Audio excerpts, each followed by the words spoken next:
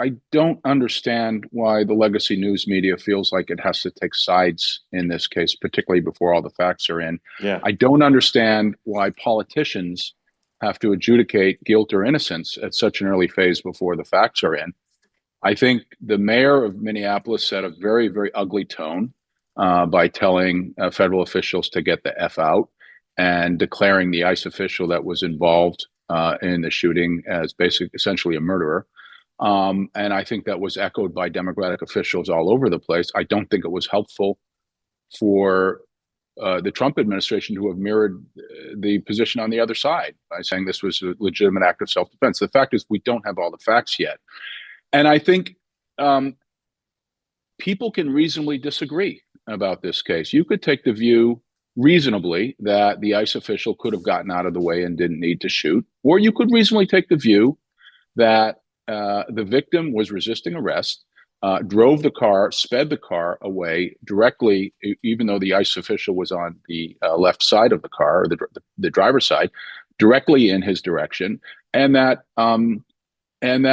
many, many police officers have been killed in this situation. So I think the likelihood of a successful prosecution here is minimal. I think it's a steep climb, given what the federal standards are and the federal immunity for law enforcement officials in a situation of grave danger like this. That is not to say there isn't possible fault on all sides here. And I just think this notion that we have to get in, it's like children having to feed their social media followers immediately with the latest outrage or the latest contempt for the other side. And they just can't resist and do the normal thing that decent people would do, which is following the norms of due process. Let the facts come in and understand that not everything is black and white in this world. There are gray areas, and it is possible that there was some mistakes made on, and there was some wrongful activity on both sides. Yeah, well said. Thank you for that. Very glad to say that Cozy Earth is back as a sponsor. I wore my Cozy Earth pants all vacation. I wore them to the beach, and then I wore them. I'll mention the brand. I wore them to brunch at the Four Seasons, and no one said, Mark, why are you wearing your Cozy Earth pants here at the fancy Four Seasons? You just wore them on the beach. No one was the wiser. Cozy Earth products available, 20% off now, including the pants.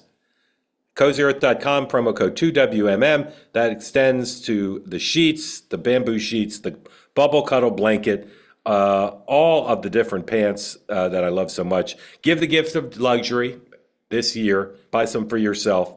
Make every moment comfortable. Head to CozyEarth.com. Use my code 2WMM for 20% off everything on the site. Be sure to mention you heard about Cozy Earth here. Some of you mentioned to me that you got Cozy Earth products over the holidays for your loved ones or got them as a gift, and everybody was very pleased. So right now, CozyEarth.com, promo code 2WMM for 20% off everything on the site. They say that something that's easy is like a walk in the park. Well, easier than a walk in the park, hit the subscribe button, be part of the two-way community, never miss an episode, be part of our conversations. Thank you for your service to America.